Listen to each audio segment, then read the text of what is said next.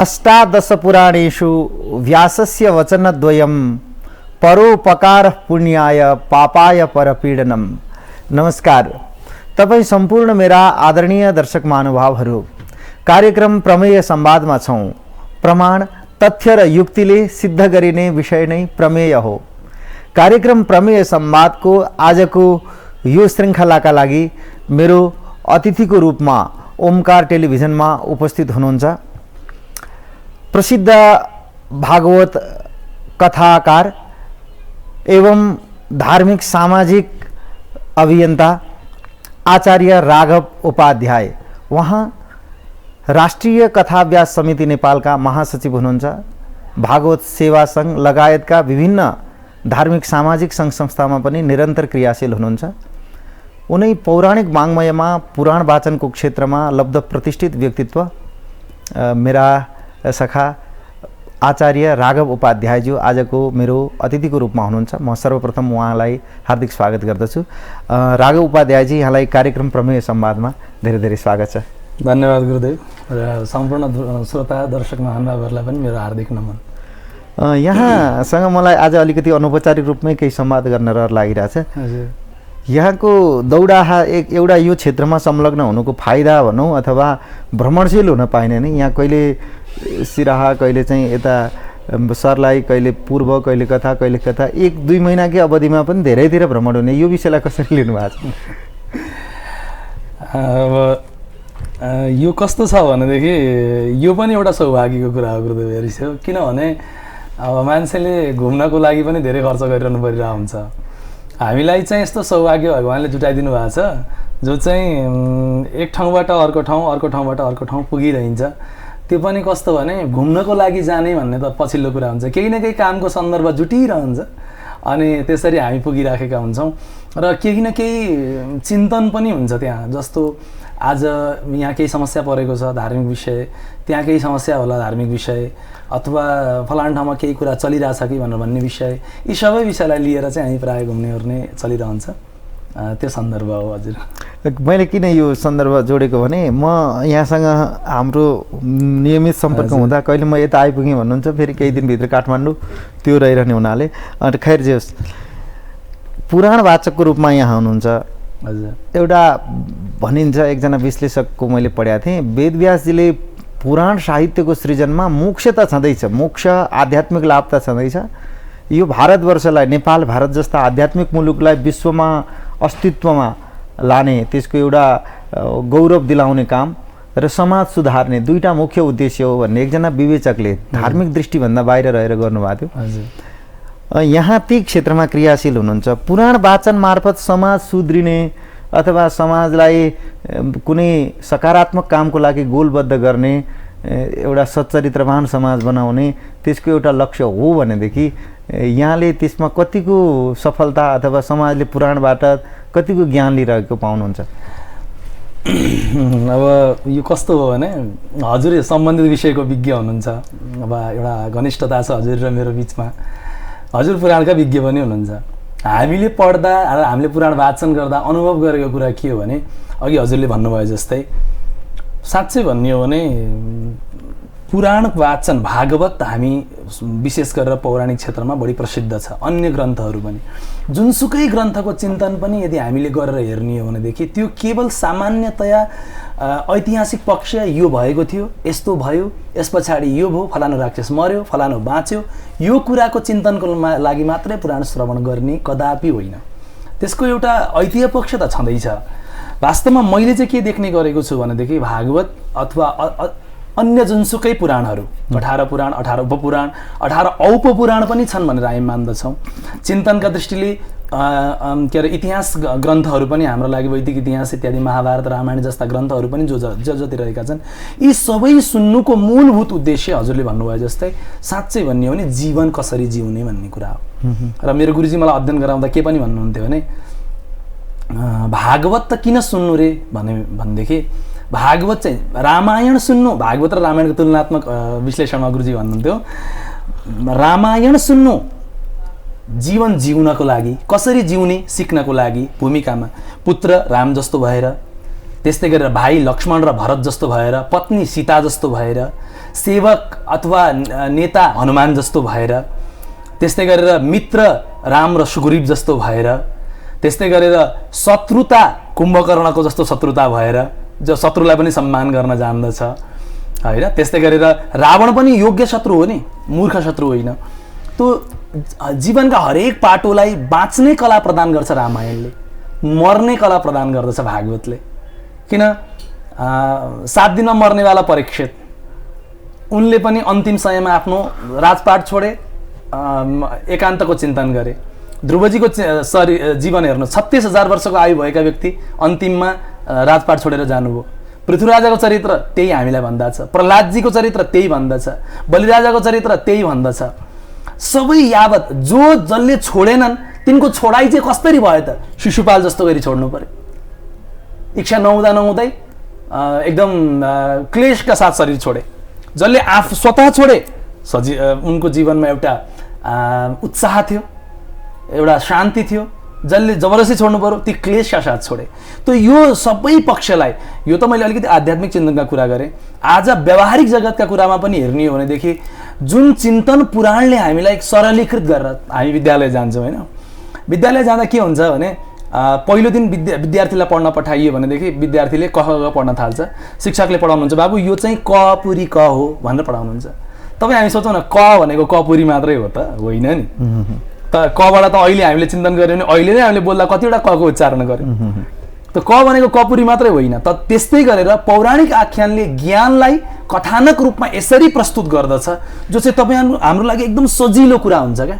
भगवान् कृष्ण जब फर्केर जानुभयो द्वारिका, जाने बित्तिकै के गर्नुहुन्छ? आफूभन्दा मान्यजनलाई प्रणाम गर्नुहुन्छ, आफूभन्दा सानोलाई आशीर्वाद दिनुहुन्छ, मातापितालाई प्रणाम गर्नुहुन्छ, अनि घरका कुलदेवताको दर्शन गर्नुहुन्छ। यो सबै शिष्टाचार यावत उहाँहरूले जे गर्नुभयो त्यो चिजलाई हेरेर अनुकरणीय कुरा के छन्, त्याज्य के छन्। यद्यपि त्याज्य भन्नुको अर्थ त्यसलाई सुन्नै नहुने भन्ने अर्थमा भन्दा पनि त्यो चिज देखेर चाहिँ यो गर्न नहुने रहेछ, यी चिज सिक्ने कुरा पुराणले त कति दिन्छ म के भनेर सुरु गरेँ। हजुर, भन्नु यहाँले अहिले भन्नुभएको कुरा चाहिँ कुनै कथा वाचन गर्नु, त्यसका ऐतिह्य पक्ष बताउनु, यसले यो गर्यो, राक्षससँग घमासान युद्ध भयो, त्यसपछि राक्षस वध भयो, यो भन्नु मात्रै पुराण होइन। त्यहाँबाट एउटा समाजलाई एउटा दूषित चेतनाबाट एउटा निर्मल चेतनातर्फ लानु। एकदमै म यो कुरामा हजुरलाई जोडिहाल्छु। जस्तो म प्राय पुराण भन्न चाहिँ कहीँ जान्छु नि, हिजो आज मलाई एउटा चिन्तनबाट मेरो मनमा एकदमै धेरै मलाई हिर्काउँछ क्या, झकझक्याउँछ। उही तैँले यो मात्रै बोल्ने होइन है भन्ने मलाई लगाउँछ। के भन्छ भने जस्तो भगवान् कृष्णले बाँसुरी बजाउनु भयो, बजाइसक्नुभयो, आज कसैले त्यो आवाज सुनिरहेको छैन। अनि किन सुन्नु त त्यो कथालाई? त्यो सुनेर तपाईँको जीवनमा परिवर्तन के आयो? भगवान्ले गोवर्धन पर्वत उठाउनु भयो, तपाईँले चाहिँ के पाउनुभयो त? भगवान्ले हिरण्याक्षको हिरण्यकश्यपको उद्धार गर्नुभयो, तपाईँले के पाउनुभयो? यो चिन्तन योग्य कुरा हो। जस्तो उदाहरण म के भन्ने गर्दछु भने जस्तो ध्रुवजीकै चरित्र मैले अघि अलिकति थोरै भने। ध्रुवजीको चरित्र हामी किन सुन्छौँ भन्दा उत्तानपाद नाम गरेका राजा, उनका 2वटी श्रीमती सुनीति र सुरुचि, 2वटा छोराहरू ध्रुव र उत्तम। अब यो कथानकलाई सुनेर हामीले के पाइरहेछौँ त भन्दा उत्तानपाद भनेको को रहेछ भन्दा तपाईँ हामी रहेछौँ। उत्तानपाद माने उल्टो गोडा भएको को भन्दा हामी त उल्टो झुन्डिएर जन्मिएका हौ नि त यो संसारमा। हामी उत्तानपाद। हाम्रा 2टी श्रीमती, मति बुद्धि, बुद्धिका प्रकार कुन कुन? एउटा नीति अनुसार चल्ने, एउटा रुचि अनुसार चल्ने, सुनीति सुरुचि। अनि परिणाम पुत्र भनेको के हो? परिणाम फल के हो त भन्दा जब नीति अनुसार चल्छौँ, छोरा के भयो? ध्रुव भयो, सत्य भयो, अविनाशी भयो, त्यसले कीर्ति तपाईँको बढाउने भयो, त्यसले तपाईँलाई निरन्तर एउटा आनन्दमा लगेर राख्ने भयो। जब रुचि अनुसार चल्छ अनि फल कस्तो आउँछ? तमोगुण प्रधान फल आउँछ। उत्तम शब्दले उत्तम मात्रै अर्थ, राम्रो मात्रै अर्थ राख्दैन, उत्तम शब्दले खत्तम अर्थ पनि राख्छ नि त। त्यो तमोगुण प्रधान जीवन हुन्छ।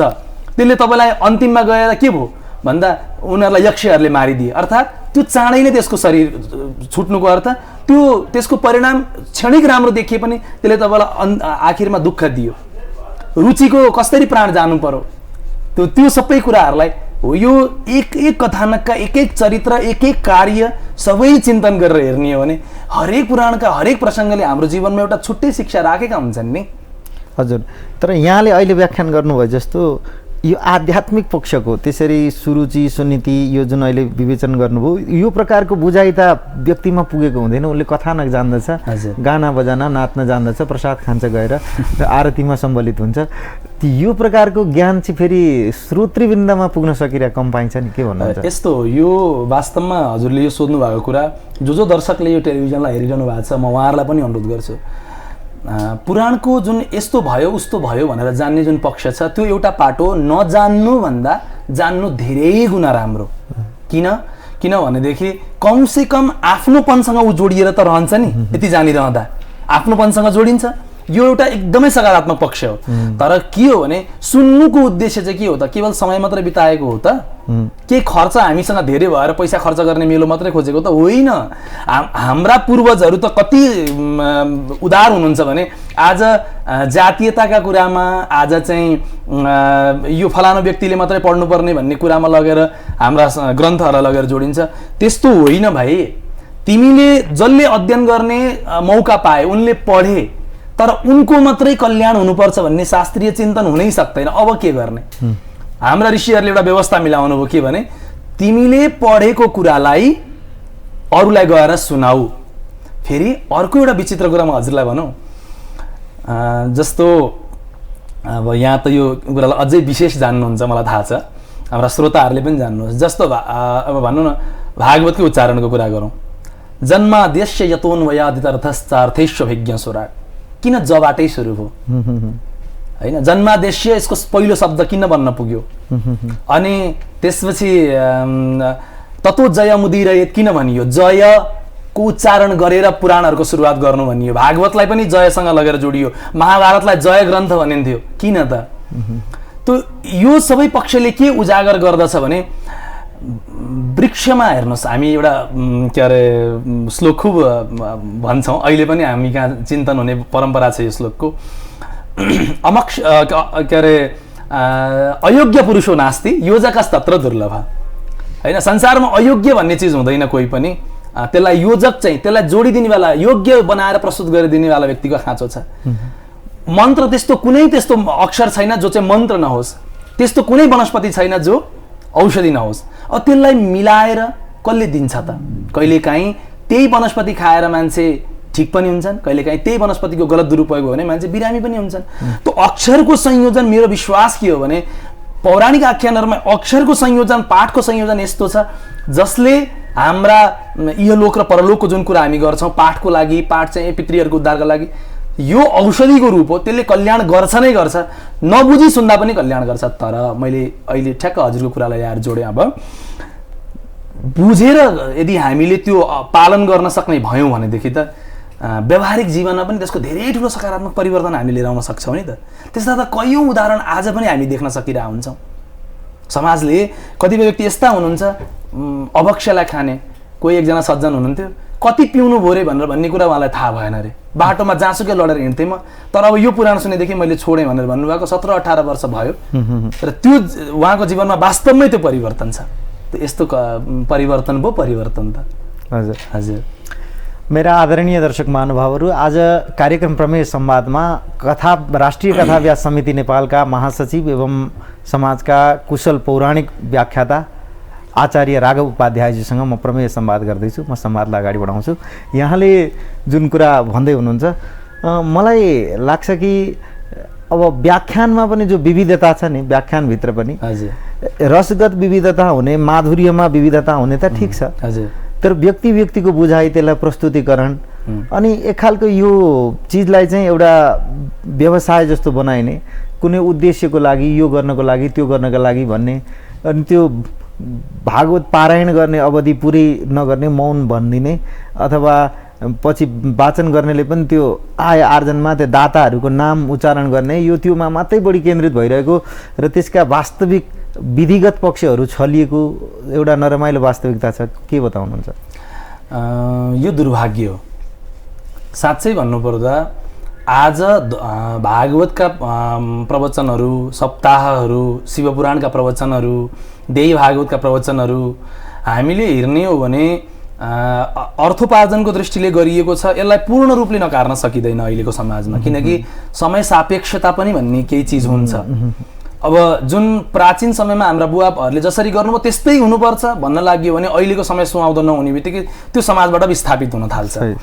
तर समय सापेक्ष बनाउने भनेर चाहिँ मूल्य मान्यतालाई मारेर होइन क्या, त्यो धरातललाई जीवित राखेर त्यहाँ नवीनतालाई सृजन गर्ने हो, फलाउने हो, फुलाउने हो।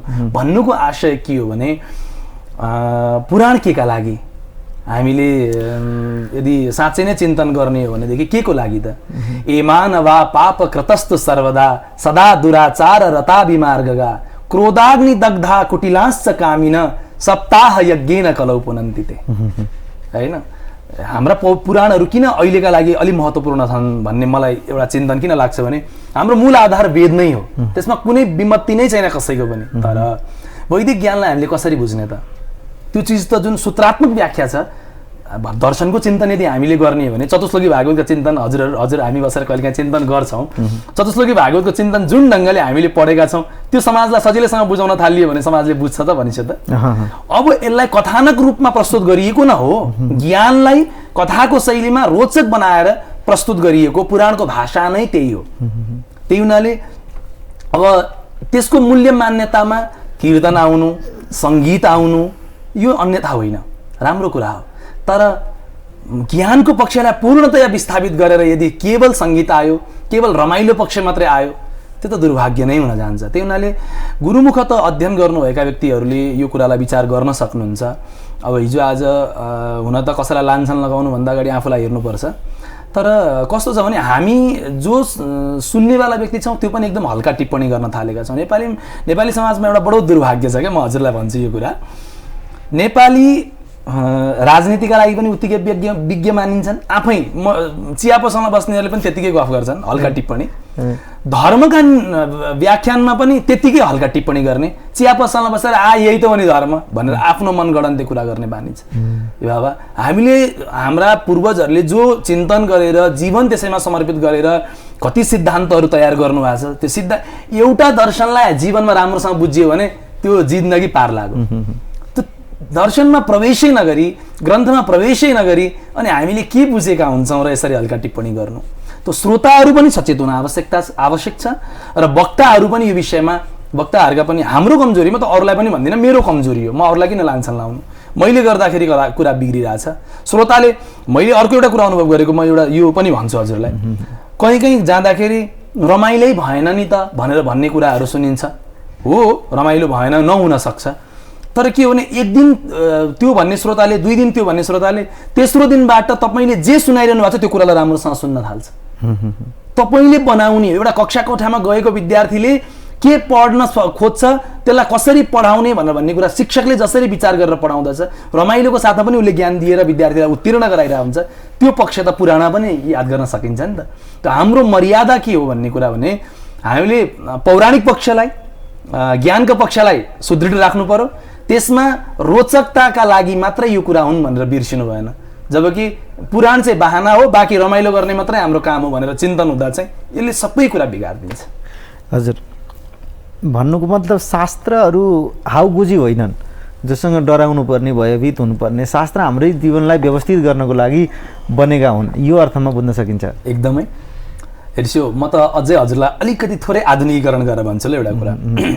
मलाई के लाग्यो भने एकपटक भुइँचालो जब गयो नि अस्ति, कोभिडकै टाइम, अहिले पनि हामी हेर्न सक्छौँ यो भुइँचालो जाँदाखेरि सरकारले के गर्यो भनेदेखि गाउँ गाउँमा घर भत्किए मान्छे ठाउँमा गएर सुत्न सकेनन्, बस्न सकेनन्, घरभित्र जान डर लाग्ने भयो मान्छेलाई, रात्रि निन्द्रा नलाग्ने भयो। त्यो अवस्थामा के भयो भने धेरै व्यक्तिहरू मनोरोगी भए। त्यो बेलामा सरकारले एउटा, मैले त्यतिखेर एउटा समाचार पढेँ कि कतै, सरकारले के गर्यो भने विदेशबाट चाहिँ मनोचिकित्सकहरू बोलाएर भए पनि उपचार गराउने भनेर एउटा निर्णय गरेको थियो। मलाई लाग्यो किन विदेशबाट मगाउनु पर्यो, किनभने हाम्रा पुराण वक्ताहरू त एक हिसाबले भन्ने हो भने मनोचिकित्सकै काम त गरिरहनु भएको छ आज समाजमा, ज्ञान दिइरहनु भएको छ। ल है, यस्तो काउन्सिलिङको काम भइरहेछ, सम्झाउने काम भइरहेछ, उहाँहरूलाई एउटा प्रोत्साहन गर्ने काम भइरहेछ समाजमा, होइन भनौँ न विकाससँग लगेर पनि त गुरुहरूले जोडिदिनु भएको छ। आज पुल, होइन त्यस्तै गरेर विद्यालय, हस्पिटल जस्ता कामहरू भएका छैनन् र त्यसले पनि त समाजलाई एउटा उत्थानको काममा अगाडि बढाइरहेछ। त्यो हुनाले वास्तविकता चाहिँ के हो भनेदेखि यो व्यवहारिक हिसाबले अत्यन्तै उपयोगी ग्रन्थ हो पुराणहरू, म मान्दछु यो कुरा। हाम्रो चिन्तनको अभाव मात्रै यो सबै कुरामा। हजुर, अब अलिकति यहाँको अहिलेको वर्तमान संलग्नतातिर जोड्यौँ। हजुर, राष्ट्रिय कथाभ्यास समिति नेपालको यहाँ महासचिव हुनुहुन्छ। हजुर, यो संस्था कहिले जन्मियो र यो संस्थाको उद्देश्य के हो? यहाँहरू जो त्यसको केन्द्रीय स्तरमा काम गर्नुहुन्छ, यो राष्ट्रिय कथाभ्यास समिति नेपाललाई कसरी दर्शकहरूलाई परिचित गराउनुहुन्छ? यस्तो छ, म सबै दर्शकहरूलाई अलिकति यो कुरा अवगत पनि गराउँ। कुरा के हो भनेदेखि आज हामी धार्मिक चेतनाको हिसाबले हेर्ने हो भने समाजको स्थिति के छ देखिन्छ। पशुपतिमा अस्ति शिवरात्रिको दिन बहुत भिडभाड थियो। ओहो, मान्छे त साह्रै आस्तिक भएछन् नि त, मान्छेले त खुब धर्मकर्मलाई पालन गर्न थालेछन् नि त भनेर हामी एक हिसाबले विश्लेषण गर्न थाल्छौँ। तर यदि साँच्चै वास्तविकताको धरातलमा उभिएर हेर्ने हो भने समाजले अहिले गरिरहेछ के भने देखासिकीको धर्मको अवलम्बन चाहिँ गरिरहेछ, तर धर्मको मूल स्वरूपलाई चाहिँ बिर्सिरहेछ। मन्दिर जाने, राम्रो हुने, घुम्ने, फोटो खिच्ने, फेसबुकमा हाल्ने, यी सबै चिजलाई जोडिरहेछ, धर्म गरेको जस्तो देखिन्छ। तर साँच्चै शिवरात्रि के को लागि त? शिवरात्रि हामी किन मनाउँछौँ? अथवा अब केही दिनमा होली आउँछ, कस्तो अभद्र तरिकाले होली खेल्ने परम्परा बढ्दैछ। अब पर्व मनाएको त हो नि भनौँ, तर त्यसको मूलभूत सिद्धान्त के रहेछ त? जस्तो होलिका दहन भयो, प्रहलादजीको विजय भएको प्रसङ्गसँग लगेर जोडिन्छ, यी कुरालाई कसले याद गरेछ त? अनि त्यस पछाडि रामनवमी आउँदैछ, पूजा गर्ने, फर्केर आउने, त्यो बाहेक वास्तवमा रामजीको जन्मोत्सव हाम्रो जीवनको लागि किन अपरिहार्य हो त? यी चिन्तनलाई चाहिँ हामीले बिर्सिरहेछौँ। यो अर्थमा के हुँदो रहेछ भने जब वास्तविकताबाट समाज बाहिर जान्छ अनि त्यो बेलामा व्यास गद्दीमा बस्ने गुरुहरूको पनि एउटा जिम्मेवारी छ। समाजको रोटी खाएको छ भने समाजको लागि उत्तरदायी हुनुपर्ने व्यास गुरुहरूको एउटा जिम्मेवारी हो। यो सन्दर्भमा हिजो आज अब समाजमा विभिन्न समस्याहरू आउँदै गर्दा विशेष गरेर हिन्दू जागरण नेपालको नामबाट हामीले निकै लामो समयसम्म यो कामहरू अगाडि बढाइरह्यौँ। त्यस पछाडि अब अर्काले अब धर्म परिवर्तन भयो, गलत भइरहेछ भनेर अर्कालाई हामीले भन्ने नभन्ने, भन्नुपर्ने नपर्ने, यी सब अहिले त समाजले यो कुरालाई हिन्दू जागरण नेपालको नामबाट चिनिसक्यो, जानिसक्यो अब धर्म परिवर्तन समस्या हो भन्ने कुरा। तर अब हामीभित्रको समस्या चाहिँ कसले हेर्ने त? हाम्रो भित्र पनि त समस्या छ। आज विविध संस्कृतिमा हामी छौँ। हामी पूर्व गयौँ भने एउटा संस्कार चलेको छ, पश्चिमतिर गयौँ भने अर्को संस्कार छ, तराईमा एउटा संस्कार छ, हिमालमा एउटा संस्कार छ, पहाडमा एउटा संस्कार छ। यो विविधताका बिचमा पनि हामी एकत्रित भएर रहनु यो हाम्रो धर्मको क्षमता हो। हेर्छु मैले त प्राय यो कुरा भन्ने गरेको छु, धर्म हाम्रो नेपालको धर्म भनेको के रहेछ भन्दाखेरि हाम्रो नेपालीपन जहाँ गएर अडिएको छ त्यो चिज नै हाम्रो लागि धर्म रहेछ के। हामीले मनाउने दसैँ, हामीले मनाउने तिहार भारतीयले पनि त्यसरी मनाउँदैनन् नि विचार गर्ने हो भने। हामीले माघे सङ्क्रान्तिमा खाने घिउ चाकु कसैले खाँदैनन्, खान्छन् भने पनि त्यो नेपालीपन जोडिएको ठाउँमा खान्छन्। त्यो एउटा मूलभूत जुन कुरा छ। अब यो चिजलाई हामी भित्रका चिजहरू जो बिग्रिएर गइरहेछन्, आज समाजले गुरुहरूलाई लान्छन लगाइरहेछ, गुरुहरूले यो कुरा बिगारे, गुरुहरूले बिगारेको भनेर भनिरहनु भएको छ। गुरुहरू उत्तरदायी हुने कि नहुने त? यो चिन्तनलाई आत्मसात गरेर नै हामीले एउटा संस्था हुनुपर्छ जो चाहिँ हाम्रो लागि, हाम्रो हितको लागि पनि होस्। आज अर्को एउटा विडम्बना पनि म तपाईँलाई यसैमा जोड्छु, म पृष्ठभूमि हजुरलाई सुनाइदिँदैछु। कथाभ्यास गुरुहरूले राष्ट्रको लागि कति योगदान गर्नुभयो? मैले अघि पनि भने सानोभन्दा सानो मन्दिर बनाउने कुरादेखि लिएर विशालभन्दा विशाल हस्पिटल बनाउने कुरासम्ममा आज भागवत कथाहरू प्रयोग भइरहेछन्। जो धर्म मान्दिन भनिरहेछन् उनीहरूले पनि ती चिजहरूलाई चाहिँ अवलम्बन गरिरहेछन्। यो अवस्था आइसक्दा समाजको लागि यत्रो योगदान गर्ने अब कुनै व्यक्तिले चाहिँ जस्तो एकछिनको लागि अहिले यो कोभिडकै समय एकछिन सोच्नुहोस्, कलाकारका हकितका कुराहरू जन्मिए, व्यापारीका हकितका कुराहरू जन्मिए, अन्य वर्गका कुराहरू जन्मिए होइन। अब उद्यमीहरूका कुराहरू जन्मेलान्, डक्टरका कुरा जन्मेलान्, इन्जिनियरका कुरा जन्मेलान्। कथाभ्यास पनि त यो समाजको अङ्ग त हुन् नि त। उनीहरू कसरी बाँचे, यतिखेर उनीहरूको जीवन कसरी चल्यो राज्यले हेर्नुपर्ने कुरा होइन त? कोही भन्छन् तपाईँहरू त धर्मका ठेकेदारहरू। कसले ठेक्का दिएको छ बाबा? हामीले कहीँ गएर टेन्डर हालेका हौँ र बाले बाबु तिमीले पढ्नुपर्छ भनेर पढाउनु भएको आधारमा ओहो यो मेरो चिज रहेछ भनेर समाजले यो चिज जहाँ खोजेको छ त्यहाँ चिज मैले यो चिज लगाएर दिन्छु भनेर गुरुहरू लाग्नु भयो हो। के ठेक्का प्रथा चलाइरहनु भएको छ र? एकाधले यदि चलाउनु भएको छ भने पनि त्यो गलत चलिरहेछ भनेर त सबैले के अरे खुला हृदयले बोलिरहनु भएको छ त गल्तीलाई गल्ती भनेर। त्यो आफ्ना हकित पनि हेरिनुपर्छ।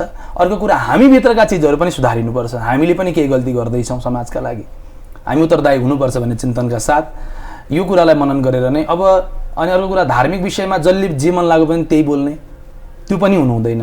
धर्मका विषयमा बोल्नेवाला व्यक्ति त्यो सम्बन्धी पढेका विज्ञ व्यक्तिहरू विश्वविद्यालयले ल तपाईँ योग्य हुनुहुन्छ भनेर शास्त्रीय आचार्यको योग्यता दिएका व्यक्तिहरू ती व्यक्तिहरूको एकमुख भएर एउटा आवाज निक्ल्यो भने हाम्रा सुदृढ पक्ष त्यसरी बन्न सक्छन् भन्ने उद्देश्यका साथ यो हिन्दू जागरण नेपालकै मातहतमा रहेर अहिले त पृथक संस्थाको रूपमा हामीले यसलाई अगाडि बढाउँदैछौँ। राष्ट्रिय कथा व्यास समितिको रूपमा यसलाई हामीले यहीँ काठमाडौँमा पाशुपत क्षेत्रमा, त्यस्तै गरेर देवघाटमा गएर, त्यस्तै गरेर पूर्वाञ्चलमा इटहरीमा, त्यस्तै गरेर अस्ति केही दिन अगाडि मात्रै झापा दमकमा, त्यस्तै गरेर उता सुदूरपश्चिममा धनगढीमा लक्ष्मीनारायण मन्दिर धनगढीमा हामीले गएर यी कार्यक्रमहरू सम्पन्न गरेर क्षेत्रगत रूपमा नै हामीले क्षेत्रीय समितिहरू बनाउँदै एउटा केन्द्रीय समिति निर्माण गरेर अहिले राष्ट्रिय कथा व्यास समितिको एउटा समिति बनेको छ। भन्नाले यसको उद्देश्य चाहिँ यसमा आएका केही विचलनहरूलाई रोक्नु, हजुर, र वास्तविकता जे होस् त्यसको वास्तविक पक्षलाई उजागर गर्नु, संस्कृतिभित्र आएका विचलनहरूलाई हटाउनु, यी चाहिँ यसका लक्ष्यहरू रहे। एउटा यो लक्ष्य भयो। अर्को चाहिँ हामीले कथाव्यास गुरुहरू पनि अब राष्ट्रको मूलधारमा हुनुपर्छ। उहाँहरू पनि राष्ट्रका लागि समर्पित व्यक्ति हुन्। भाषा साहित्यमा का लागि काम गर्नेवाला व्यक्तिहरू जसरी सम्मानित हुन्छन् त्यस्तै गरेर कथा भन्ने व्यक्तिहरू किन तिरस्कृत छन् त? ती कुरालाई पनि मूलधारमा ल्याइनुपर्छ भनेर हामीले कुरा उठाउने पक्षमा छौँ। हजुर, राघव उपाध्याय गुरुवर, यहाँले यी कुराहरू बताउँदै गर्दाखेरि नि एउटा कुरा कथा व्यास समितिले त्यतातर्फ ध्यान दिएको छ कि छैन? आज पुराण आयोजन गर्नका लागि, घरमा पुराण वाचन गराउनको लागि हाम्रो सांस्कृतिक मान्यता अनुरूप कोही आफ्नो घरमा पिताजी माताजी दिवंगत भएपछि उहाँको नाममा एकपटक पुराण लाग्छ सक्नेले, अब अशक्त छ, उसको आय स्रोत कम छ भने जमिन बेचेर पुराण लगाएको पनि उदाहरणहरू देखिन्छन्। अथवा उसलाई विवश नगराएर उसँग उदार दृष्टि राख्न चाहिँ किन गुरुवर्गहरूले सकिरहनु भएको छैन होला? आज साँच्चै भन्ने हो भने यो क्षेत्रमा पनि एउटा राम्रोसँग पुराण आयोजन गर्नु भन्नु भने 8-10 लाख रुपियाँ जान्छ।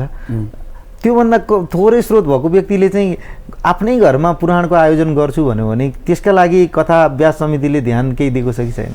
यस्तो छ, अब समस्या त हजुरले यो उठाउनु भयो पनि एउटा समस्या हो। किनभने यस्तो हुनु चाहिँ नपर्ने तर भइरहेछ, यो दुर्भाग्य होइन। म यसको बारेमा हजुरलाई एउटा शास्त्रको वचनै सुनाऊ। भागवत लाउनलाई खर्च कति लाग्छ, कति पैसा चाहिन्छ तपाईँ आफै जान्नुहुन्छ होइन? हजुर जान्नुहुन्छ, हजुरले भन्दा पनि विवाहे यादृशम वित्तम तादृशम परिकल्पे।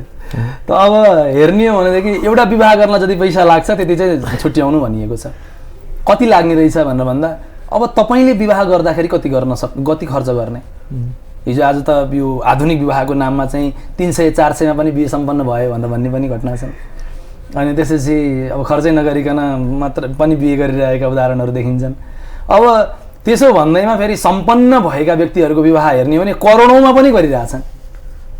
विवाहका पार्टी मात्रै पनि 8-10वटा पार्टी चलिरहेछन्। त यो के हो भन्दा शास्त्र सुन्नको लागि मैले अघि पनि भने हाम्रा परम्परामा ऋषिहरूले के गर्नु भने पढेकाले त पढिहाले, नपढेकाको पनि कल्याणमा अधिकार छ, पौराणिक ज्ञानमा अधिकार छ। के गर्ने? जानेकाले गएर सुनाउनु। अब त्यो सुनाउने परम्परालाई हो अर्थ जुनसुकै कार्यको थालनीमा पनि अर्थ जोडिन्छ, त्यो कसैले पनि लुकाउनु पर्ने कुरा छैन। तर कथा भन्नकै लागि पैसा दिन्नस् भने भन्दिनँ भनेर गुरुवर्गहरूले भनिनु हुँदैन। मेरा जीवनमा पनि त्यस्ता घटना छन्। कतिवटा कथाहरू मैले त्यसरी धेरै त म भन्दिनँ, केही सज्जनहरूले मलाई आएर भन्नु गुरुजी कथा हजुरले नै भनिदिनुपर्छ, तर मसँग पैसा छैन भनेपछि ठिक छ तयारी गर्नुहोस्, तपाईँसँग पैसाको कुरा पैसा जति मन लाग्छ त्यति तपाईँले यति दिनुपर्छ भन्ने नि भएन, तपाईँको आएर म भागवत भन्छु। भनेर भन्ने कुराहरू गरेर कथाहरू त्यस्ता मैले मात्र होइन, मैले त मेरो उदाहरण भने यस्ता हाम्रा गुरुवर्गले त त्यो धेरै काम गरिरहनु भएको छ। र अब लगाउन खोजेका व्यक्तिहरूले यदि इच्छा भएर पैसा नभएर लगाउन सकिरहनु भएको छैन भने पनि म खुला आयोजन गर्छु। टेलिभिजन हेरेर बस्नुभएका श्रोताहरूलाई म करबद्ध प्रार्थना गर्छु, तपाईँलाई भागवत लगाउन मन छ तर तपाईँले यदि पैसाको कारणले गर्दा नै तपाईँले गर्न सकिनँ मैले भनेर यदि तपाईँ भन्नुहुन्छ भने हामी के त्यसको लागि पहल गरिन तयार छौँ। हजुर, अब यहाँले यति मिठो कुरा गर्नुहुन्छ, मलाई थाहा छ यहाँसँग मेरो धेरै अनौपचारिक स्तरकै सम्बन्ध भएको हुनाले आज मेरो अतिथिको रूपमा यहाँ हुनुहुन्छ। यहाँको जो एउटा सुमधुर प्रस्तुति रहन्छन् म त्यसमा चाहिँ काबिल छु र लाग्छ धेरै यहाँका श्रोताहरू पनि हुनुहुन्छ। अनि यहाँले पछिल्लो दिनमा पहिल्यैदेखि सामाजिक सञ्जालमा आउँथे तर पछिल्लो दिनमा आफ्नै युट्युब च्यानल मार्फत यहाँले आफ्ना केही प्रस्तुतिहरू राख्दै आउनु भएको छ, त्यसका केही श्रृङ्खलाहरू भए। भजनलाई पनि यहाँले साथसाथै पुराण वाचनको अतिरिक्त त्यसलाई छायाङ्कनका साथ सङ्गीत संयोजनका साथ लानुभएको छ। कुनै श्लोक, कुनै सानो भजन, एउटा प्रस्तुति कृपया दर्शकहरूको लागि। अब यो चाहिँ कस्तो भने ठ्याक्क भनिँदैन भनेर भनिसकेपछि चाहिँ भन्न अप्ठ्यारो हुन्छ। तर म एउटा राम्रो श्लोक मलाई अघिदेखि मनमा बसिरहेको छ, हजुरले उठाउनु भएदेखि नै कुरा, म एउटा भागवतकै राम्रो श्लोकलाई चिन्तन गरिरहेको छु। मलाई अरू पनि कति अब यहाँ समय गइहाल्छ, यो भन्न सकिँदैन होइन, रोक्न सकिँदैन।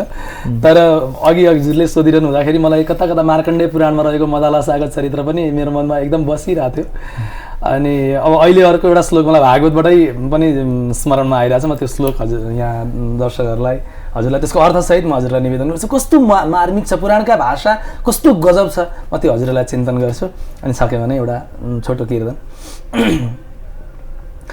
पानेन ते देव कथा सुधाया प्रवृद्ध भक्त्या विशदाशयाये वैराग्यसारं प्रतिलभ्य बोधम्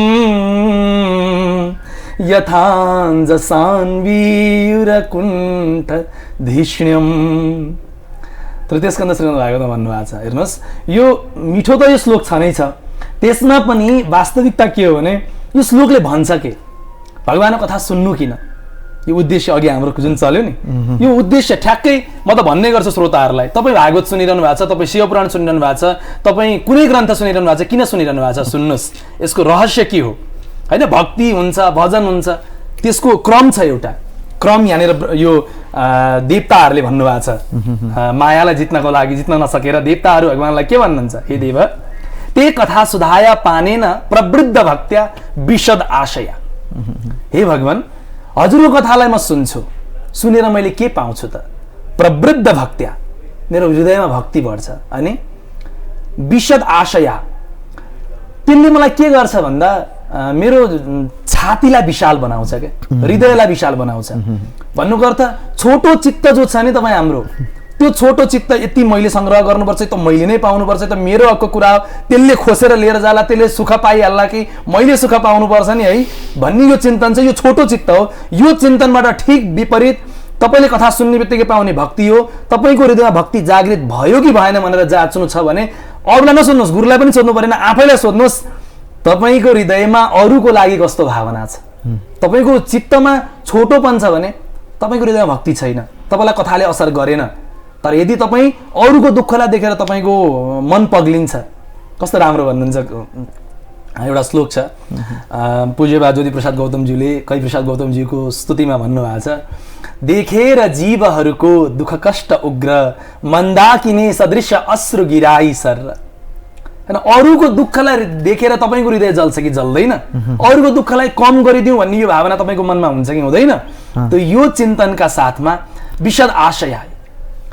अनि त्यो जब भक्ति जब प्रगाढ भयो अनि के पाउनुहुन्छ भन्दा वैराग्य सारम प्रतिलभ्य बोधम, वैराग्य नै सार हो, त्यस्तो बोधम ज्ञानम प्रतिलभ्य, ज्ञानलाई तपाईँको हृदयमा त्यसले प्रकट गराइदिन्छ। अनि अनि तपाईँ के पाउनुहुन्छ त भन्दा अञ्जसा एव अकुण्ठ धिष्ण्यम अनिवियु। कति राम्रो कुरा छ हेर्नु त, सहजै के प्रयासै नगरिकन चाहिँ वैकुण्ठ, वैकुण्ठ किन, जहाँ कुण्ठा छैन, जहाँ कुनै त्यो अर्काको अरूले दुःख पाओस् भन्ने यस्तो क्लेशको भावना छैन, मत्सरताको भावना छैन, सबैको उन्नति होस्, सर्वे भवन्तु सुखिनः, यो भावनालाई उजागर गर्नको लागि चाहिँ पुराणले हामीलाई प्रोत्साहित गर्छ भनेर भन्ने कुरा हामी पुराणको कथा सुनेर पाउने उपलब्धि यही हो हामीले।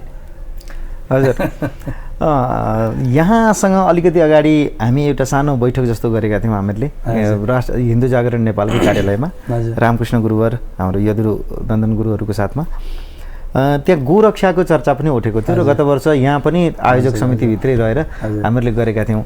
मलाई लागेको पनि त्यो एउटा अलिकति गिजो लिएको तर हामीहरूले केही कुछ पहल गर्न नसकेको आधा अधुरै रहेको पक्ष त्यो लाग्छ।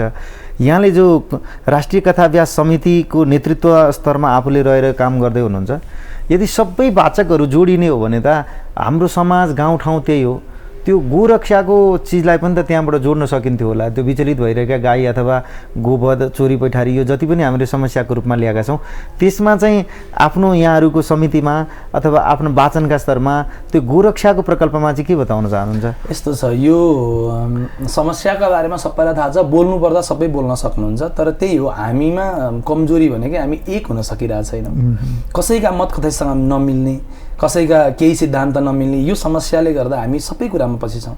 यहाँ त गोरक्षाका विषय त हजुरले टड्कारो समस्याले देखिरहनु भएको समस्या उठाइरहनु भएको छ, त्यति मात्रै समस्या छैन। हामी कहाँ अहिले जुन धर्मको एउटा स्वरूपको चिन्तन हुनुपर्ने हो, अब हामीले मान्ने चाडपर्वका कुराहरू, हामीले चाहिँ धर्मको पालन हुँदा राष्ट्रले पाउनुपर्ने चिजहरू, यी सबै कुरामा समस्या छ। अर्को धर्मान्तरणको प्रसङ्ग, त्यो पनि एउटा ठुलो समस्या बनेको छ, अहिले जानिरहेछौँ र पनि हामी केही गर्न सकिरहेको छैनौँ। त यो यावत समस्याहरूका लागि के हो भने हामी गोलबद्ध हुनुपर्छ, हामी जुट्नुपर्छ, त्यसमा अन्यथा होइन। र कथाभ्यास समितिको एउटा उद्देश्य यो पनि रहेको छ, हामीले केही प्रयास चाहिँ अब हजुर पनि त्यसमा आबद्ध हुनुहुन्छ, केही चिन्तनहरूलाई जोड्ने प्रयास गरेका छौँ। अब केही दिनमै हामी केही नयाँ कार्यको थालनी गर्न सक्छौँ कि भन्ने एउटा योजनामा हामी लागिसकेका छौँ। त्यो बाहिर आइसकेपछि त्यो निश्चय पनि हजुरहरूको अगाडि हजुरले नै पनि उजागर गर्नुहुन्छ मलाई थाहा छ, तर हामी त्यो बाटोमा चाहिँ छौँ। हजुर अब यहाँको राष्ट्रिय कथाभ्यास समिति नेपालको मध्यमाञ्चल स्तरीय सम्मेलन पनि हुँदैछ, यसको बारेमा थोरै जानकारी? हजुर, अब यो हामीले एउटा केन्द्रीय समिति बनाइसकेका छौँ। पहिला क्षेत्रीय समितिहरू निर्माण भए प्रत्येक क्षेत्रबाट, अब क्षेत्रीय समितिबाट केन्द्रीय समिति निर्माण गर्न भनेर लाग्यौँ र केन्द्रीय समिति पनि निर्माण भइसकेपछि अब पुनः अब त्यो जुन क्षेत्रबाट प्रतिनिधि आएर केन्द्रीय समिति बनेको छ त्यो स्थानमा क्षेत्रीय समिति पनि दिनुपर्छ भन्ने हाम्रो एउटा चिन्तन छ। सबैजना एउटा क्रममा हामी जोडिन्छौँ, कोही ठुलो भएर होइन, कोही सानो भएर होइन, त माथि बसेस् म तल छु, मभन्दा त ठुलो होस् अथवा तँभन्दा म सानो हुँ, मभन्दा त सानो होस्, यस्तो केही भावना नलिकन केवल काम हाम्रो हुनुपर्छ भन्ने उद्देश्यका साथ हामीले एउटा क्षेत्रीय समिति गठन गर्ने अवधारणा अगाडि सारेका छौँ। सुदूरपश्चिम क्षेत्रमा यो बनिसकेको छ, पूर्वाञ्चल क्षेत्रमा यो बनिसकेको छ। अब मध्यमाञ्चल क्षेत्रमा यही फागुन 28 गते यो ग्रान्डी हस्पिटलभन्दा अगाडिपट्टि हरिहर सन्यास आश्रममा आत्मानन्द ज्ञानानन्द स्वामीजीको एउटा छत्र छाया मुनि बसेर त्यहाँ हामीले यो कार्यक्रमलाई सम्पन्न गर्दैछौँ, जहाँ चाहिँ हाम्रो यो विशेष गरेर एउटा अञ्चलको प्रावधान, अब अहिले प्रदेशमा गइसक्यो देश, र पनि अञ्चलको प्रावधान अन्तर्गत जनकपुर अञ्चलबाट, नारायणी अञ्चलबाट र बागमती अञ्चलबाट यो हामीले कथाभ्यास गुरुहरू जो जोडिनु भएको छ उहाँहरूलाई चाहिँ पछि बोलाएर एक हप्ता अब रहेको छ जम्मा।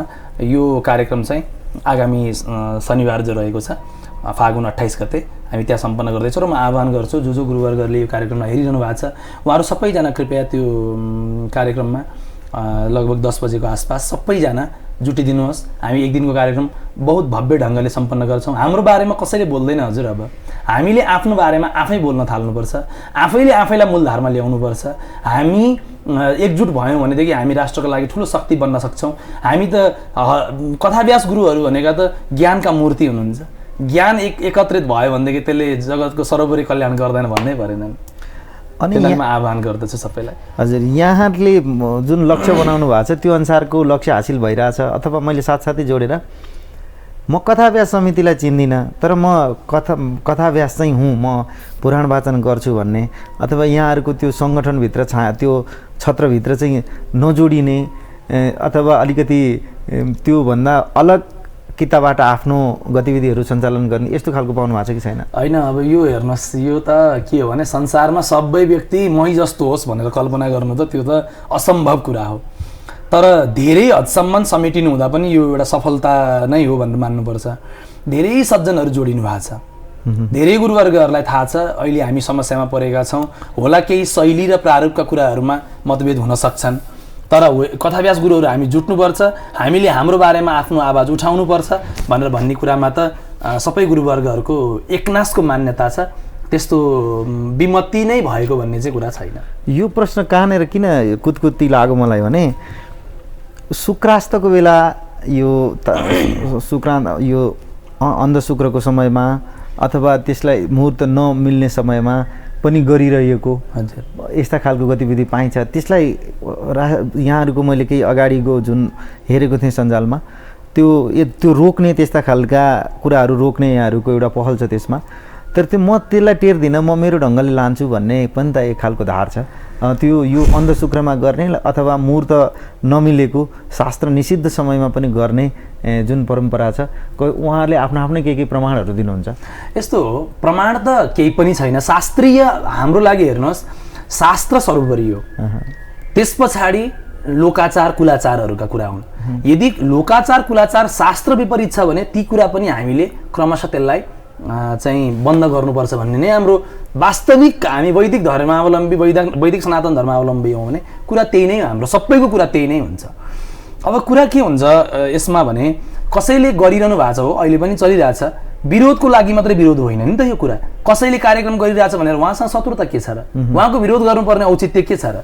उहाँले आफ्नो काम गरिरहनु भएको छ, म आफ्नो काम गर्छु, तर यसमा परस्परमा विरोध भन्दा पनि कुरा के हो भने हामी समाजका अब धर्मशास्त्रलाई, ज्योतिषशास्त्रलाई भनौँ न, वेदका सबै अङ्गहरूलाई समाहित गरेर हामी लिएर हिँडिरहेछौँ, एउटा पूर्णतया हामी धार्मिक बनेर हिँडिरहेछौँ। यदि भने त्यहाँनिर जब कुरा शास्त्रीय पक्षका कुराहरूमा आउँछन् भने शास्त्रीय कुरा भन्दा पनि उहाँहरूको जोड चाहिँ चलन हो, मानिनुपर्छ भनेर भन्ने कुरा छ। अब यसलाई पूर्ण रूपले हामीले गर्नै हुँदैन भन्ने आशय पनि होइन। तपाईँ कथा प्रवचन सत्सङ्गको दृष्टिले जहिले पनि तपाईँले गर्न पाउनुभयो, त्यसमा कुनै निषेध छैन। अब तर के हो भने जब कुनै काम्य कर्म हामी गर्छौँ, कामना सिद्धिका निमित्त, पितृ उद्धारका निमित्त गर्नु पनि कामना सिद्धि हो, त्यो कामना सिद्धिका कुरा चाहिँ हामीले योग्य समयमा गरेनौँ भने यो अमूर्त अदृष्ट फल जो छ, यो जुन शास्त्रले हामीलाई दृष्टि दिएको छ, यदि शास्त्र वचन नै हाम्रो लागि प्रमाण भएन भने अनि हामीले त अनुमान गरिरहेछौँ नि त। शास्त्रले यो भनेको छ पक्कै उद्धार भयो हाम्रो भागवतको पाठले, शास्त्रले त्यही निषेध गरेको छ, तपाईँले यो चिज चाहिँ यो समयमा गरे पाउनुहुन्छ भनेर जब भनिदिनु भएको छ भने अनि हामीले शास्त्रलाई एक पक्षलाई चाहिँ स्वीकार्ने, अर्को पक्षलाई तिलाञ्जली कसरी दिन मिल्छ? त्यो आधार मात्रै हो। नभए कथा प्रवचन गर्नुहुन्न, अरे कीर्तन गर्नुपर्ने बेला यही हो, सत्सङ्ग गर्ने बेला यही हो, तर त्यसलाई कुनै मूर्त कामना लिएर नगरिदिनुहोस्, यही आग्रह हो हाम्रो। तपाईँ निष्काम दृष्टिले गराउनुहोस् न, तपाईँले जहिले गराउनु नै पाउनुभयो, तपाईँले ग्रहणमा कथा गर्न पाउनुभयो, तपाईँले अमावास्यामा कथा गर्न पाउनुभयो, तर कुनै निश्चित कामनालाई लिएर, पितृ उद्धारका लागि, सन्तानका याचनालाई लिएर अथवा कुनै के अरे भनौँ न आफ्नो कुनै मनोकामनाका निमित्त, भाकलका निमित्त यदि गरिएको छ भने त्यसको लागि योग्य मुहुर्त त आवश्यक पर्छ नै पर्छ। हजुर, भनेपछि उसले सत्सङ्गको दृष्टिले गर्न पायो, तर कुनै विशेष कामनाका दृष्टिले गर्न पाइएन, अनुष्ठानका दृष्टिले। अब एउटा कुरा, यहाँ पुराणको विद्वान हुनुभएको हुनाले त्यहाँ पौराणिक वाङ्मयमा केही अपत्यारिला कुरा जस्ता लाग्ने हुन्छन् नि। व्यक्तिको उचाइ भनौँ भने कति थियो त भन्दा यति थियो, कुनै पहाडको पर्वतको वर्णन गर्नुपर्ने यति योजन विस्तार भन्ने, अब उसका सगरका छोरा 60,000 जना भन्ने, जो अहिलेको समाजमा अलिकति त्यो गतार्थ जस्तो देखिने छ नि। यसलाई अहिलेको सबैभन्दा युक्त समाधान के हुन सक्ला यस्तो चिजको? यस्तो हेरिस, मैले अघि पनि भने हजुरलाई, यो कुरा हाम्रो सुरुमा थोरै चर्चा भयो। कुरा के हो भने तपाईँ हामी पुराण सुन्छौँ किन भन्ने कुरा हामीले मूलभूत रूपमा बुझ्नु जरुरी छ। अब एउटा 100 वर्ष बाँच्नेवाला व्यक्ति कति दिन बाँच्छ भनेर हेर्दा 1 वर्षमा 365 दिन हुन्छ। 100 वर्ष बाँच्यो भने त्यो 36,500 दिन बाँच्यो, मात्रै त्यति दिन बाँच्यो। अब चित्रकेतु राजाको 1 करोड रोटी श्रीमती कसरी पत्याउने? 36,500 जम्मा दिन बाँचिरहेछ, श्रीमती 1 करोड रोटी छन्, कसरी पत्याउन सकिन्छ? त्यो वास्तवमा पुराणको भाषा, यो हजुरलाई पनि एउटा थाहा छ प्रसङ्ग, जब नारदजीले हर्यश्व र सबलाश्वको तिनलाई जब महात्मा बनाउनु भयो त्यो बेलामा एउटा प्रश्न बडा राम्रो सोध्नु भएको छ क्या, विचित्र भाषा बोल्नेवाला हाँस भनेको को हो भनेर भन्दा त्यहाँ कुरा आउँछ विचित्र भाषा बोल्नेवाला हाँस भनेको चाहिँ शास्त्र हो भनिएको छ। शास्त्र भन्छ एउटा कुरा तर त्यसको उद्देश्य अर्कै हुन्छ। ठिक त्यस्तै गरेर हामीले अब 1 करोड श्रीमती भने पनि त्यहाँ एउटा जस्तो छोटकरीमै उदाहरणै बुझौँ, चित्रकेतु भनेको को हो त भन्दा चित्र बनेको रङ्गी बिरङ्गी केतु माने झन्डा, त्यो भनेको मनको प्रतीक हो। मनका वृत्तिहरू 1 करोड भनिएको हो। 1 करोड मनका वृत्तिहरूमा भन्नुको अर्थ भन्नुमा के गलत परिणाम छ त? ठिक त्यस्तै गरेर अब के अरे विभिन्न राजा महाराजाका प्रसङ्गहरूमा अब हामीहरू सुन्छौँ नि, जो चरित्र सुन्छौँ नि त्यसलाई चरित्रको हिसाबले नसुन्नुहोस्। म दर्शक महानुभावहरूलाई अनुरोध गर्छु त्यसको रहस्य के हो सुनाउने वाला व्यक्तिलाई सोध्नुहोस् न, उहाँले जान्नु भएको छ भन्नुहुन्छ, नभए खोजेर पनि भन्नुहुन्छ नि त। यसो हुँदाखेरि वक्तालाई पनि निखारिने मौका हुन्छ क्या। सबै कुरा तपाईँ हामीलाई हजुरले त मलाई भनिदिनु पुराणको विद्वान भनेर, म आफूलाई त विद्वान मान्दिनँ। तथापि के हो भने जुन विषय हामीले पढेका छौँ जहिले जहिले भन्न बसे पनि पुराण भन्न बसे पनि आज चाहिँ नयाँ स्वादको अनुभूति हामीलाई भइराखेको हुन्छ। किन? हरेकचोटि भन्दा केही न केही नवीन कुरा पाइरहेको हुन्छौँ हामी त्यही विषय पढ्दाखेरि पनि। त त्यही कारणले गर्दा श्रोता सज्जनहरूले पनि यसको रहस्य चाहिँ के रहेछ त, किन यो कथा हामीले सुनिरहेछौँ, रामचरित्र किन सुनिरहेछौँ, कृष्ण चरित्र किन सुनिरहेछौँ, लीला भगवान्का लीला सुन्नुको उद्देश्य के हो, त्यसले हाम्रो जीवनमा के सम्बन्ध राख्छ, यी कुरालाई चाहिँ बुझ्न एकदमै जरुरी छ। हजुर, हामी समयको अन्तिममा छौँ। हजुर, हाम्रो संवादमा छुटेको आज अनौपचारिक बडो प्रेमिल संवाद हामीले गऱ्यौँ। केही छुटेको संक्षेपमा दर्शक महानुभावहरूलाई के बताउन चाहनुहुन्छ? मेरो त अब लगभग अब यस्तो विशिष्ट विद्वान हजुर आफै हुनुहुन्छ, हामी मित्र पनि हौँ। मलाई के विश्वास छ भने तपाईँले जो कार्यक्रम चलाइरहनु भएको छ यो कार्यक्रमलाई हेर्नेवाला व्यक्तिले निश्चय पनि केही न केही अब साहित्य, दर्शन, सङ्गीत, ज्ञान यी यावत पक्षलाई लिएर हजुरले यो कार्यक्रम चलाइरहनु भएको मलाई थाहा छ। यो कार्यक्रमको स्वरूप म नियमित श्रोता दर्शक पनि हुँ यो कार्यक्रमको। मलाई अत्यन्त राम्रो लाग्दछ हजुरले यो कार्यक्रम चलाउनु भएको। दर्शक महानुभावहरू अलिकति अब मेरो आफ्नो जुन आजको सन्दर्भ छ पुराणका पक्षहरूमा, धर्मशास्त्रका पक्षहरूमा मैले अनुरोध गर्ने यति नै हो कि हजुरहरूले बुझ्नुहोस्, शास्त्रको महिमालाई बुझ्नुहोस्, हल्का टिप्पणी गर्नुभन्दा नजानेका कुराहरू सोध्नुहोस्, सिक्ने कुरालाई अलिकति महत्त्व दिनुहोस्। यसरी हामीले बोल्ने, चिन्तन गर्ने अभ्यास गऱ्यौँ भने यसले हामीलाई यो लोकमा पनि सुख दिन्छ, हामीलाई परलोकमा पनि सुख दिन्छ। हाम्रो जुन अहिले विभिन्न समस्या, डिप्रेसन जस्ता समस्याहरू यी यावत कुराहरू छन्, यिनीहरूसँग जोडेर पनि हामीहरू साँच्चै नै एउटा उत्तम जीवनलाई जिउन सक्छौँ भन्ने मेरो बुझाइ हो। त्यो उत्तम जीवन सबैले प्राप्त गर्नुहोस्। हजुर, आचार्य राघव उपाध्याय गुरुवर, कार्यक्रम प्रमेय संवादको लागि ओमकार टेलिभिजन केन्द्रलाई यहाँले जो आफ्नो अमूल्य समय, सद्भाव र यो स्नेहका साथ जो प्रदान गर्नुभयो त्यसका लागि हामी यहाँलाई धेरै धेरै धन्यवाद। धेरै धेरै धन्यवाद। आकाश गुरुज्यूलाई पनि धन्यवाद, ओमकार टेलिभिजनलाई पनि धन्यवाद, यसका नियमित श्रोता दर्शक महानुभावहरू जो अहिले हेरिरहनु भएको छ उहाँहरूलाई पनि धेरै धेरै धन्यवाद, साधुवाद। प्रविधिमा सहयोग गर्नुहुने हाम्रो प्रविधिका सज्जन हुनुहुन्छ, म उहाँलाई पनि धेरै धेरै साधुवाद व्यक्त गर्दछु। आदरणीय दर्शक महानुभावहरू, कार्यक्रम प्रमेय संवादको आजको यो श्रृङ्खला म यहीँ टुङ्ग्याउन गइरहेको छु। मेरा आजका अतिथि आचार्य राघव उपाध्याय जो राष्ट्रिय कथाभ्यास समिति नेपालको महासचिव हुनुहुन्छ, लगायत विभिन्न धार्मिक सामाजिक क्षेत्रमा अत्यन्तै क्रियाशील हुनुहुन्छ, उहाँलाई हार्दिक धन्यवाद दिँदै र प्राविधिक मित्र कमल योन्जन लगायत सम्पूर्ण ओमकार टेलिभिजन केन्द्रका प्राविधिक लगायत सम्पूर्ण साथीहरूलाई हार्दिक धन्यवाद दिँदै म यो कार्यक्रम यहीँ टुङ्ग्याउन गइरहेको छु। यहाँहरू सबैको भलाइ होस्। धन्यवाद। नमस्कार।